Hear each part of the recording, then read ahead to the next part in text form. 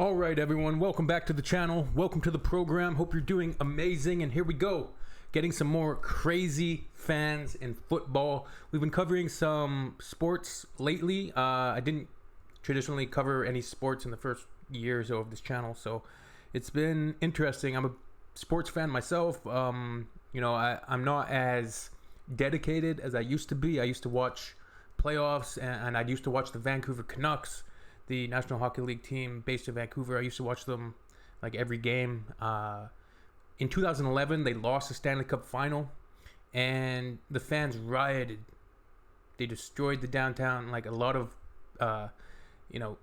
buildings, and burned cars and looted, and a lot of fights, and a lot of it was not good. And it was so weird because it was such a stark contrast. I was there for Game 5 when the Canucks won, and just being in the city after they won that game in Game 5, and it's just an absolute 180 degree difference when they lost Game 7. Game 5 was amazing. Everybody just feels great, and it's really interesting if you look at it like sociologically and from a psychological perspective, the difference in the attitudes and how mobs and how groups of people they kind of lose. That takes on a mind of its own. So here we have the 10 craziest fans of football. Let's have a watch. Let's see what this is all about. See how crazy these people are. I know there's some dedicated boys. Let's do this. These fans, it really is more than just a game. They have fan friendships with America de Cali from Colombia, Nacional de Montevideo, and Newell's Old Boys. Welcome to WatchMojo.com, and today we're counting down our picks for the top 10 craziest fans in football. In 2012, Europe's top footballers will turn up to play the beautiful game. Advertising and sponsorship will earn Poland millions of euros. For this list, we're not necessarily looking at the most loyal fans in football Ultras or soccer. Avanti. While we are taking levels of passion into account, we're paying more attention to the wild, bad behaviors these fans sometimes demonstrate. We're only considering supporters of professional club teams, however, as fans of national teams deserve a list of their own. Sterling stuff.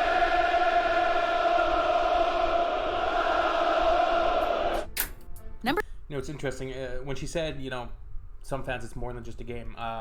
It reminded me of when I read an article. I'm sure a lot of you are familiar with George Orwell.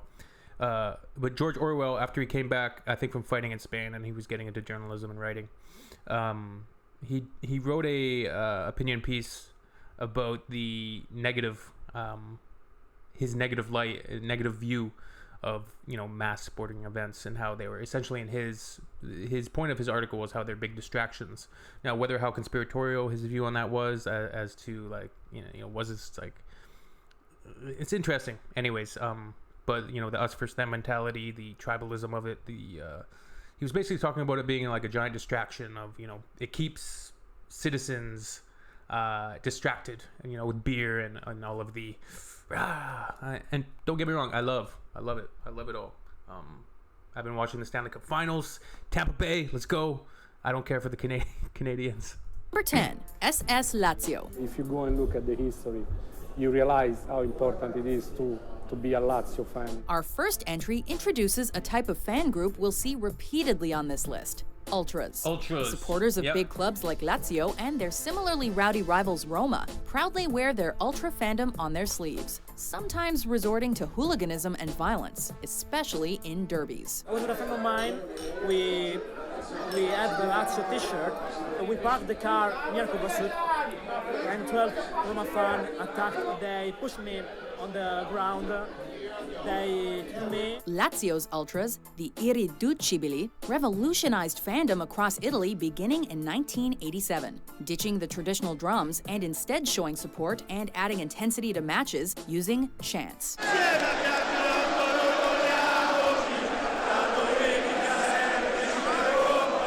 The Irriducibili are now vital to the club. They have the strength to organize. So that's crazy, like the intimidation factor that the other ultras can use against the other fans. Like, you better be in it if you're gonna attend, man. organize walkouts and have done so on several occasions to flex their muscle and influence club decisions.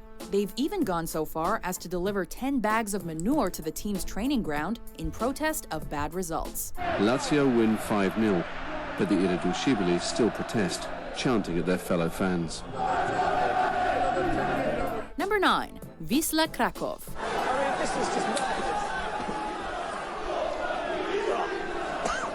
Although the Polish league, the Ekstraklasa, is not typically known for European success, one of its most notable teams, Wisła Kraków, is very well known throughout Europe, just not for great reasons. Its firm, the equivalent of the ultra fan base we mentioned in our last entry, is one of the most brutal in Europe.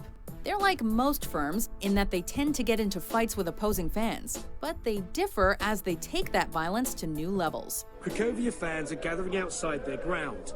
The opposition fans supporting Wisła are due any minute. The police are desperate to keep the fighting gangs apart. These fans are... No, it's crazy, like how invested some of these fans are. How serious it is for them. That they're, getting in physical altercations just to... Wow. Specifically known for wielding weapons like machetes and baseball bats as they engage... Machetes and baseball bats. Oi! In highly organized attacks on opposing fans. And they've been connected to several murders in the past as well. Jesus. They're less football fans and more trained warriors. The hooligan problem exists at every level in Polish football. Number 8. Borussia Dortmund. The atmosphere at Dortmund is intense on a quiet day. There's a reason Borussia Dortmund is pretty much everyone's second favorite team in German football, and it doesn't have to do with the attractive game they play. Their fans are a joy to behold. The South Terrace is the magnetic hub, regularly drawing 80,000 fans into the stadium. It's unrivaled in Europe. 80,000. Arguably the most committed in the game. They balance passion and love with pure crazy behavior. Nice. Dortmund That's typically cool. sells out the 27,000 tickets for its massive standing section, known as the Yellow Wall. The wall coordinates with club officials to create some of the most visually stunning fan displays in the world. And the buck doesn't stop there. In 2012, cool. a group of Dortmund fans broke into bitter rival Bayern Munich Stadium and changed its light configuration to the famous Dortmund black and yellow, even if it was just for an advertisement. Oh my now God. that's commitment. Borussia Dortmund's Yellow Wall, an iconic part of the Bundesliga experience. Number 7. Newell's Old Boys. Also in Rosario are Newell's. Like there's definitely nothing like this in Canada in terms of the intensity. Like that's, man, maybe the United States, like some of their football fandoms, maybe something a little bit of the basketball fandoms, but it's not like this. Like it's just, the soccer's on a whole nother, football, apologize. It's on a whole nother level. Old Boys. Their fans are called leprosos, lepers. Now we move to Argentina, where we come across another form of fans, the Barra Bravas. Quick explanation. They're pretty much like My ultras God. and firms. Jesus but Christ, arose man. by any other name, right? They call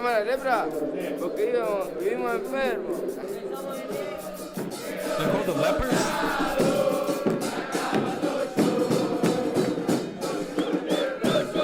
Anyway, Newell's Old Boys doesn't have one Barra Brava, it has several, and they pretty much control the club.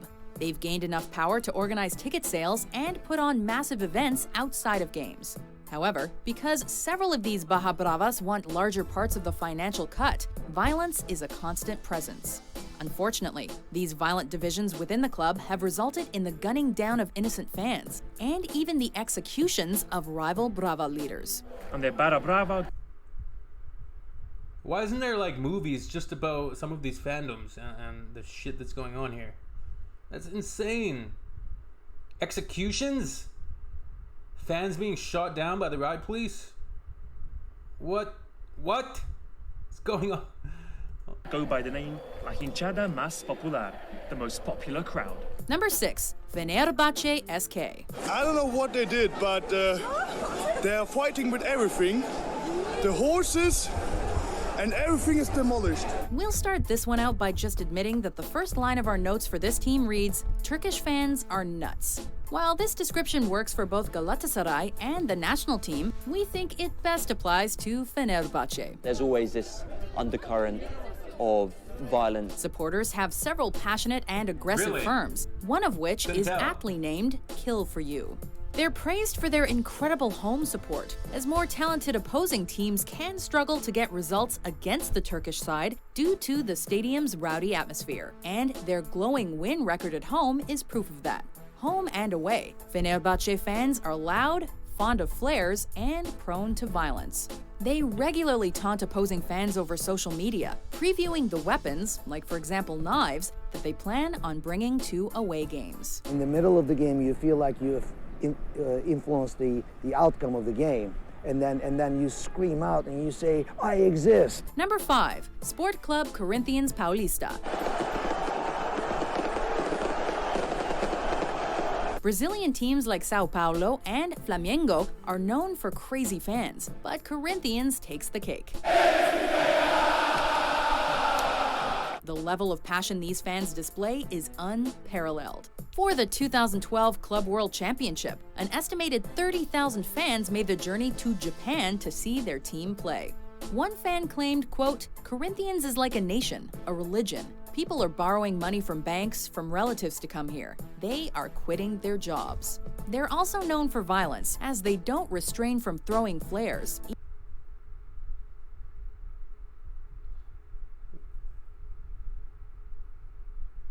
even at fellow fans. What? This has led to tragedy, as a 14-year-old away fan was once killed after being hit by one.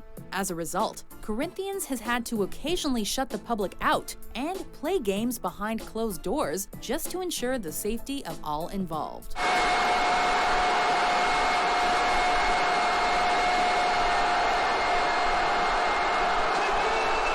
Number 4, Millwall FC. Millwall and West Ham firms hate each other more than any other firms by far. Sort of like the Yankees.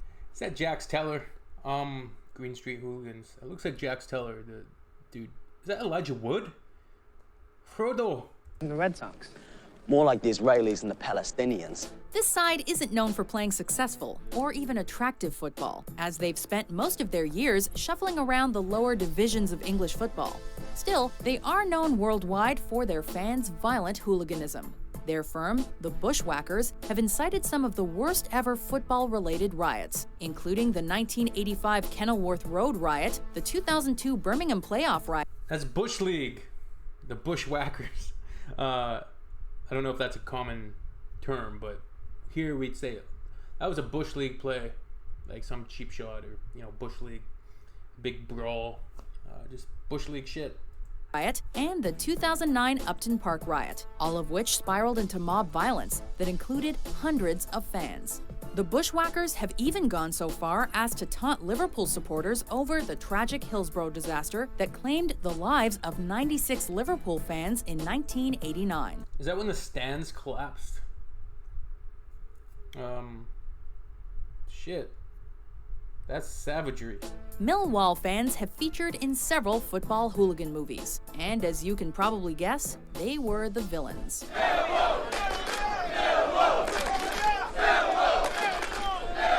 Number 3, Boca Juniors. I've never seen that. They stopped the game. Juniors is the biggest club in Argentina, but even so, it's possibly unheard of to fans of sports beyond football.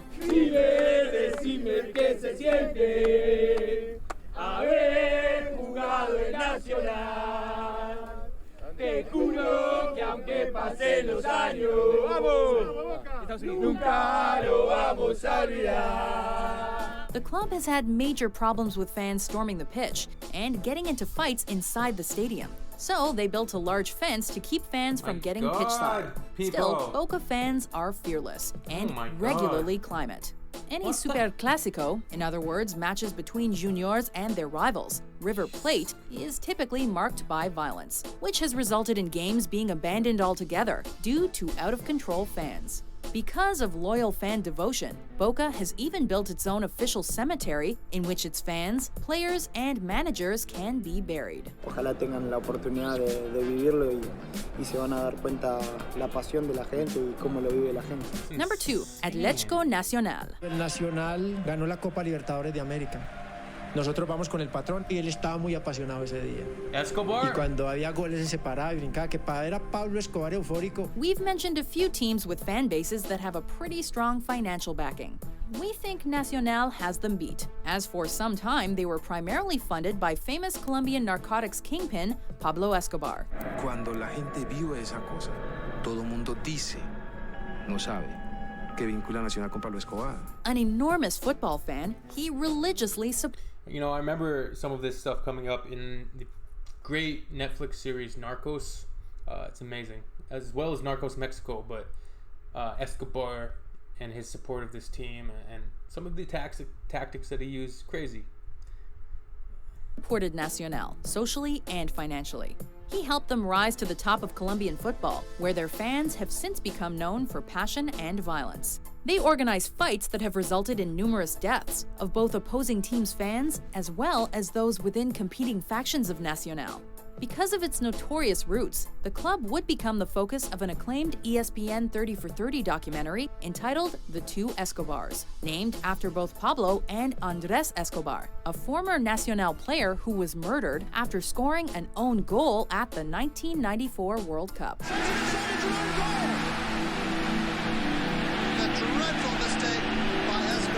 Before we unveil our top pick, here are some honorable mentions. You know, Canadians are passionate about hockey, but not even close to this degree that I've seen in this video. It should just be top 10 craziest fans, like, regardless of sport, top 10 craziest fandoms. Like, Jesus, oh my.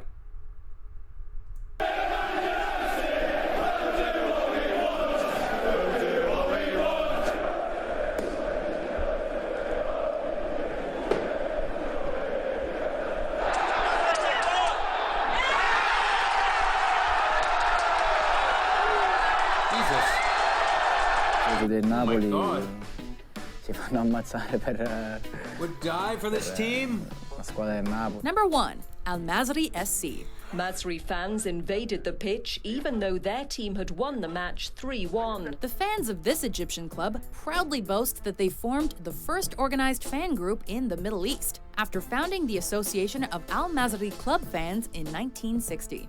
Maybe so, but now Al Masri fans are known primarily for violence. They made headlines around the world when they incited the Port Said Stadium riot in January 2012. After an important win against rival Al Ahly, Al Masri fans stormed opposing fans, causing a stampede. You know, I think when your riot makes worldwide headlines, resulting in 74 deaths and 248 additional injuries. It was the worst incident of football violence in Egypt since 1996. Many fans have since been sentenced to jail time, and in April 2015, an Egyptian judge sentenced 11 of the worst offenders to death. Egypt's domestic league was also shut down for 2 years by the country's government following the riot. Football violence in North Africa has increased since political unrest began sweeping across the region more than a year ago. Do you agree with our list? Which football fans do you think are the craziest? For more fascinating top 10s published every day, be sure to subscribe to WatchMojo.com. All right. Takeaways from that video. Football fan groups are batshit crazy. And somewhat, I mean, 74 people. It's a lot of people dying for a game. Humans, listen, I love the sport. I love the athleticism, the game itself, the agony and ecstasy of loss. But a certain humility is is respectable when it comes to the players, but also the fans. Like, gotta have some humility, some grace, some class. But yeah, they're passionate. It's war, I guess, for them. It's a whole different mentality. So that's it.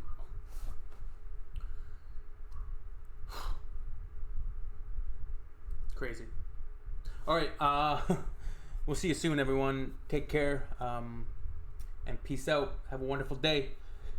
Let me know what you think down below in the comments.